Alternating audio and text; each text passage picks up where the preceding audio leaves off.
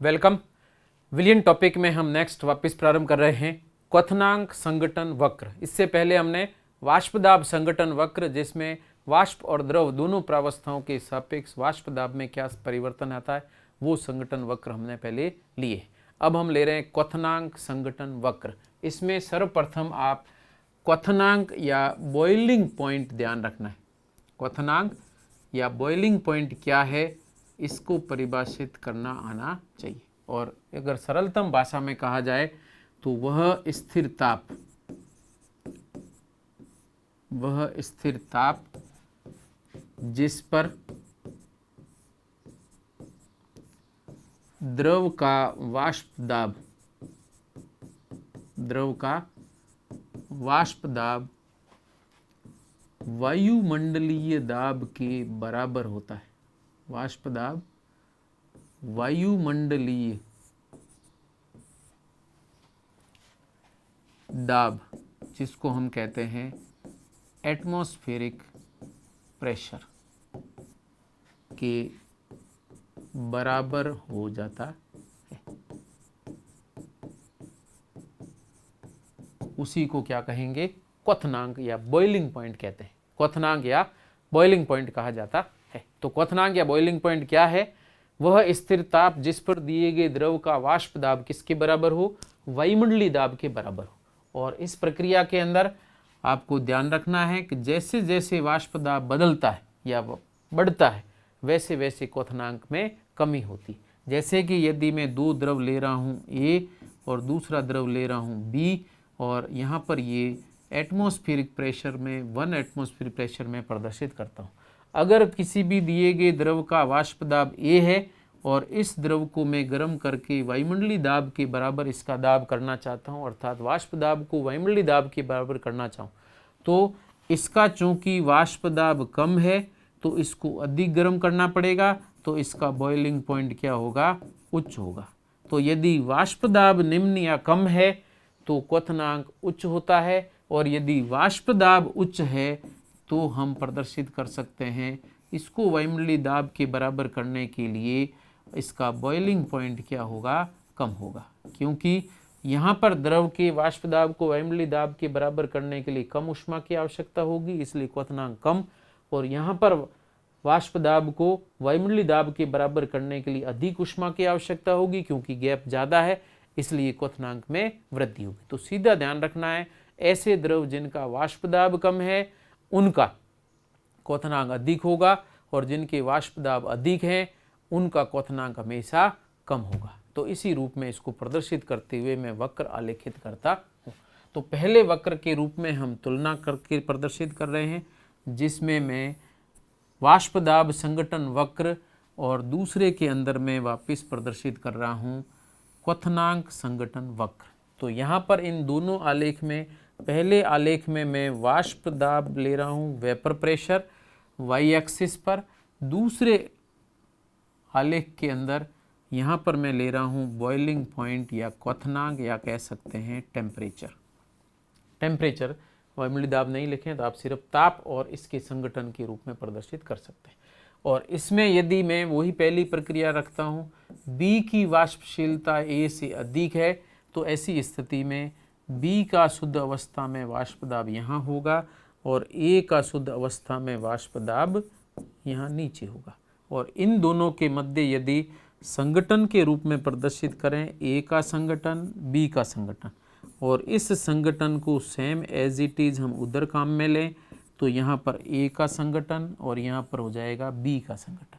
और इन दोनों में वाष्प दाब चूँकि पहले दिए हुए हैं, वक्र हमने पहले लिख रखे हैं, तो यहाँ पर ऊपर हो जाएगा द्रव का संघटन और नीचे हो जाएगा वाष्प का संघटन, और उसी रूप में ये वक्र आलेखित किया जाता है। इसके अलावा यदि ताप के साथ हमें संघटन की बात करूं, तो यहाँ पर हमने बी का संघटन लेकर प्रदर्शित किया है, और बी यहाँ बाएं से दाएं बढ़ रहा है और ए बाएं से दाएं जाने पर घट रहा है, और इसी रूप में संघटन प्रदर्शित किया गया। अब आपको पहले वाला ध्यान रखना है कि जिसका वाष्प दाब कम है, पी ए नोट जिसका कम है, उसका क्वथनांक क्या होगा, अधिक होगा। तो यहाँ पर आप देख सकते हैं पी बी नोट और पी ए नोट में से पी ए नोट का मान पी बी से क्या है, कम है, तो इसका क्वथनांक क्या होगा, अधिक होगा। तो यहाँ पर मैं शुद्ध अवस्था में ए दे रखा है, तो इसका क्वथनांक इस जगह होगा और इसका क्वथनांक इस जगह होगा। तो बी का क्वथनांक यहाँ प्रदर्शित करेंगे, तो इसको मैं टी बी लिख देता हूँ, बी का बॉइलिंग पॉइंट, और यहाँ पर मैं लिख देता हूँ टी ए का बॉइलिंग पॉइंट। और वक्र अगर आलेखित किया जाए तो उसी तरीके से अगर वाष्प की बात कर रहे हैं तो वाष्प का वाष्प दाब कम है, तो यहाँ पर इसके तापक्रम के मान में वृद्धि होगी, तो वाष्प प्रावस्था के संगठन को हम ऊपर प्रदर्शित करेंगे और जो द्रव प्रावस्था है उसके संगठन को हम कहाँ प्रदर्शित करेंगे, नीचे। तो इस तरीके से वाष्प और द्रव को अलग अलग, तो यहाँ ध्यान रखना द्रव संगठन ऊपर, वाष्प संगठन नीचे, और यहाँ पर वाष्प संगठन ऊपर, द्रव संगठन नीचे। तो यहाँ पर भी हम क्वथनांक संगठन वक्र ले रहे हैं, यहाँ पर भी आपको संगठन द्रव का भी लेना है और संगठन वाष्प का भी लेना है, उसके साथ तापक्रम में क्या परिवर्तन होगा ये प्रक्रिया हम प्रदर्शित कर रहे हैं।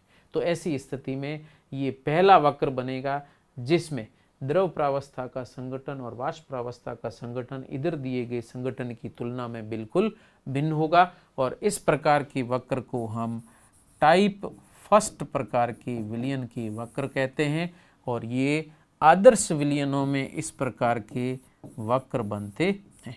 और चूंकि इसमें द्रव और वाष्प प्रावस्था के अंदर कहीं पर भी संगठन बराबर नहीं हो रहे हैं, ऐसी स्थिति में ऐसे विलयनों का हम प्रभाजी आसवन की विधि से आसानी से पृथक्करण कर सकते हैं। तो ये टाइप फर्स्ट प्रकार की सॉल्यूशन है जिसमें हमने तुलना की वाष्प दाब और संगठन के वक्र के सापेक्ष, और दूसरे के अंदर हमने तुलना की है वाष्प दाब की जगह तापक्रम और संगठन का वक्र।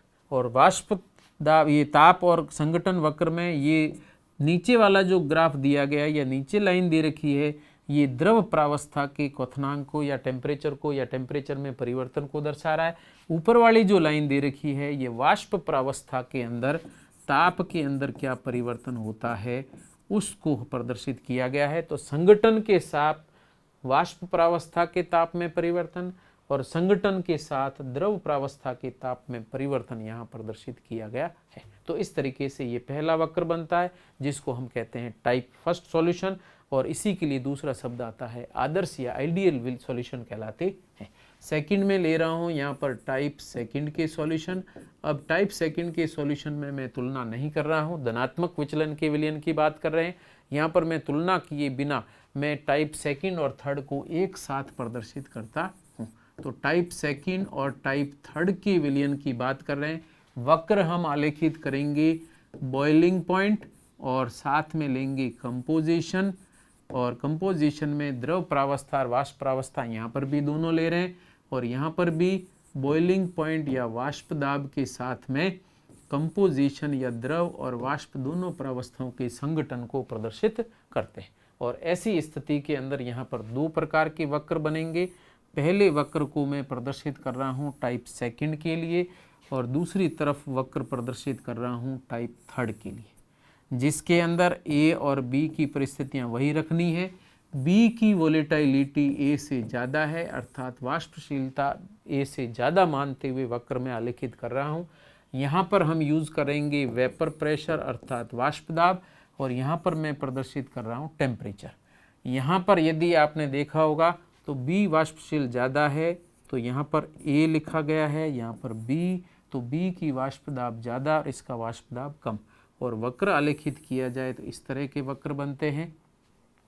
और दूसरी तरफ यहाँ जहाँ पर उच्चतम मान आ रहा है उस वाष्प दाब पर यह वक्र नीचे से ऊपर जुड़ता है और ये ऊपर से इस तरीके से जुड़ता है। इस पॉइंट को हमने पहले लिखा था सी, और यहाँ पर ऊपर जो प्रावस्था है वो द्रव प्रावस्था को प्रदर्शित करेगा, और नीचे की प्रावस्था है इसको हम वाष्प प्रावस्था कहते हैं। और वाष्प प्रावस्था के संगठन का वक्र इस तरह का, द्रव प्रावस्था के संगठन का वक्र इस तरह का आता है। अब आपको वापस ध्यान रखना है ये पी ए नोट है और ये पी बी नोट के रूप में प्रदर्शित किया गया। अब यदि हम क्वथनांक की बात करते हैं तो जिसका वाष्प दाब कम है उसका क्वथनांक अधिक होगा, और जिसका वाष्प दाब अधिक है उसका क्वथनांक हमेशा कम होगा। तो यहाँ पर बॉइलिंग पॉइंट जो हम बात करेंगे, ये बी का बॉइलिंग पॉइंट कम होगा और यहाँ पर ए का बॉइलिंग पॉइंट ज़्यादा होगा, क्योंकि इसका वाष्प दाब कम है तो क्वथनांक अधिक, इसका वाष्प दाब अधिक है तो क्वथनांक क्या होगा, कम। और ऐसी स्थिति में यदि वक्र आलेखित किया जाए तो इसमें हम ऊपर वाष्प प्रावस्था प्रदर्शित करते हैं, पहले वाले से उल्टी, और नीचे हम लेंगे द्रव प्रावस्था, और यहाँ पर दोनों का संघटन हम B के सापेक्ष प्रदर्शित कर रहे हैं। बाएं से दाएं B की मात्रा बढ़ रही है और A की मात्रा में लगातार क्या हो रही है, कमी। और इसी रूप में जो ग्राफ प्रदर्शित किए जाते हैं उनको हम यहाँ दर्शाते हैं। यहाँ पर यदि आलेख प्रदर्शित किया जाए तो वक्र यहाँ पर वाष्प प्रावस्था नीचे है तो ये वाष्प है, इसका वक्र ऊपर बनेगा और इसका बनेगा नीचे। तो वक्र इस तरीके से निर्मित होगा और इसमें पॉइंट वही संघटन लेना है जिसमें मान बदल जाएगा और इसको वापस इसके साथ में जोड़ दीजिए। तो इस तरीके से वाष्प दाब जहाँ ज़्यादा है क्वथनांक वहाँ पर कम होगा, जहाँ पर क्वथनांक या वाष्प दाब कम है वहाँ पर क्वथनांक अधिक होगा, और वक्र इसी तरीके से आलेखित होगा। ऊपर की प्रावस्था वाष्प प्रावस्था के संघटन के सापेक्ष ताप प्रदर्शित किया गया है और नीचे द्रव प्रावस्था के सापेक्ष यहाँ पर वक्र आलेखित किया गया है। तो इस तरह के वक्र बनेंगे। इस बिंदु को हम सी बिंदु कहते हैं और संघटन सी बिंदु का वही रहता है जो संघटन यहाँ पर सी बिंदु के रूप में प्रदर्शित किया है। तो ऐसी स्थिति में टाइप सेकंड के अंदर भी वेपर प्रेशर और टेम्परेचर के वक्र को मैंने तुलनात्मक रूप से लिया है, और इसी तरीके से मैं नेक्स्ट में वापस बात करता हूँ, उसमें भी हम टाइप थर्ड के सॉल्यूशन नेक्स्ट में लेंगे। ये दोनों ही टाइप सेकंड के सॉल्यूशन के एग्जाम्पल मैंने ले रखे, ठीक है। तो मैं तुलना कर देता हूँ, ये मैंने पहले ले रखा हूँ और ये मैं उसके साथ ही प्रदर्शित करता हूँ, और इस तरीके से दोनों को, जिसमें यहाँ वाष्प दाब और संघटन का वक्र है और दूसरी तरफ हमने लिया है वो भी ताप और संघटन का वक्र है, और जिसमें ये ग्राफ इस तरह का बनता है इसमें बिल्कुल उल्टा ग्राफ बनेगा। ये जरूर ध्यान रखना, ऐसा नहीं कई बार एग्जाम में ग्राफ बनाते समय आमने सामने ये जिस तरह का बनाया हुआ है इसी की मिरर इमेज बना के आ जाते हैं, वो पूर्णतः गलत हो जाएगी। इसलिए आपको इन दोनों तरह के वक्र अच्छी तरह से याद रखने हैं और उसी के आधार पर ये प्रक्रिया प्रदर्शित होगी।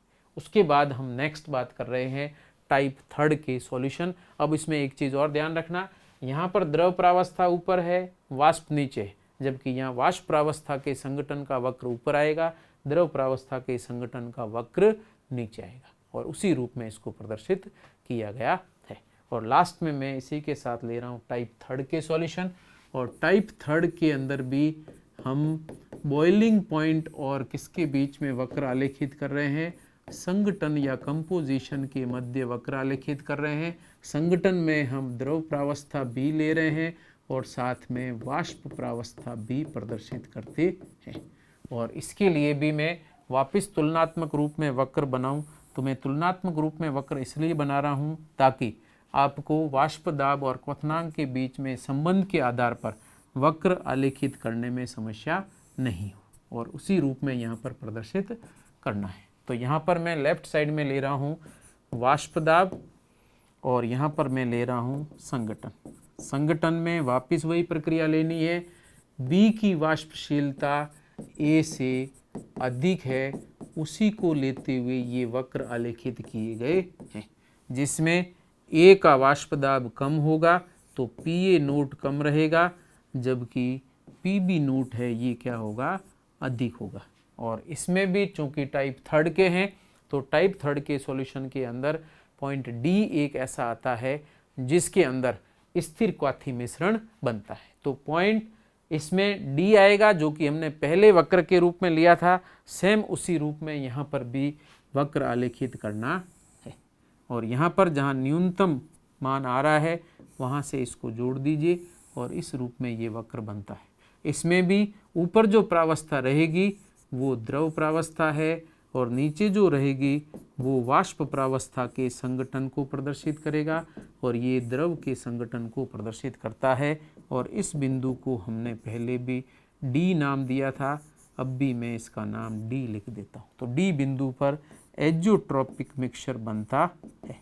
तो एजियोट्रोपिक मिक्सचर निश्चित संगठन युक्त बनेगा। अब यहाँ पर यदि आप टेम्परेचर और इसके बीच में वक्र आलेखित करना चाहें संगठन के बीच में, तो यहाँ पर भी मैं संगठन ले रहा हूँ किसका, बी का संगठन हम प्रदर्शित कर रहे हैं।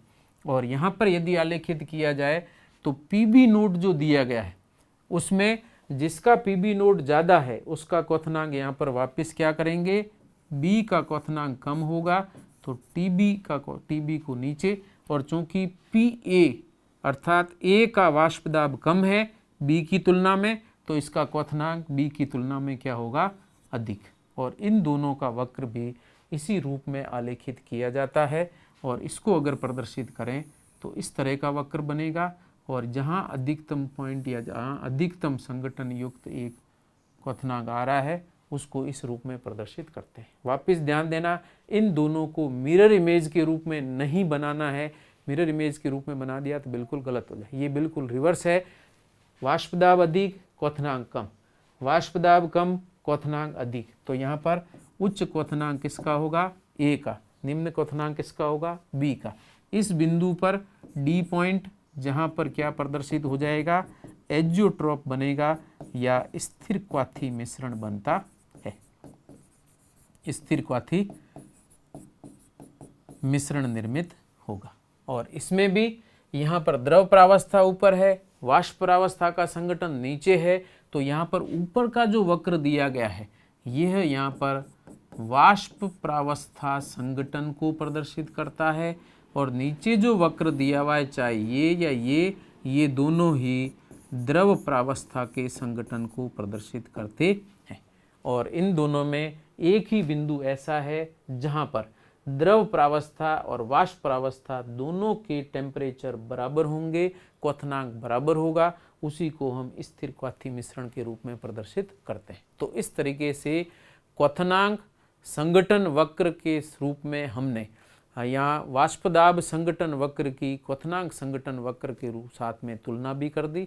और पृथक से भी यदि आपको कहा जाए तो आप केवल 3 डायग्राम बना करके क्वथनांक और संगठन के सापेक्ष दो वक्र वाष्प प्रावस्था और द्रव प्रावस्था के संगठन के ताप की तुलना करके प्रदर्शित कर सकते हैं। और इसी को हम क्वथनांक संगठन वक्र कहते हैं। इन तीनों टाइप फर्स्ट, टाइप सेकंड और टाइप थर्ड तीनों के अंदर आपको इस तरह के एक एक ग्राफ या फिर अलग अलग तुलनात्मक रूप से पूछा जाए तो दो ग्राफ लेकर के तुलना करनी है। और इसी को हम यहाँ पर संगठन और क्वथनांक वक्र के रूप में प्रदर्शित करते हैं। और जितनी चीज़ें मैंने बताई है उसी चीज़ों को आप लैंग्वेज के रूप में लिखेंगे तो ये दोनों प्रक्रियाएं कंप्लीट हो जाती है। उसके बाद में नेक्स्ट हम क्वथनांक का या क्वथनांक वक्र, क्वथनांक और संगठन वक्रों का उपयोग करते हुए या वाष्पदाब और संगठन का वक्रों का उपयोग करते हुए किस तरीके से प्रभाजी आसवन करते हैं, वह प्रक्रिया भी तीनों प्रकार के द्रव मिश्रणों के लिए प्रयुक्त की जाती है। नेक्स्ट में हम इसी प्रक्रिया को लेकर चलेंगे। Thank you so much.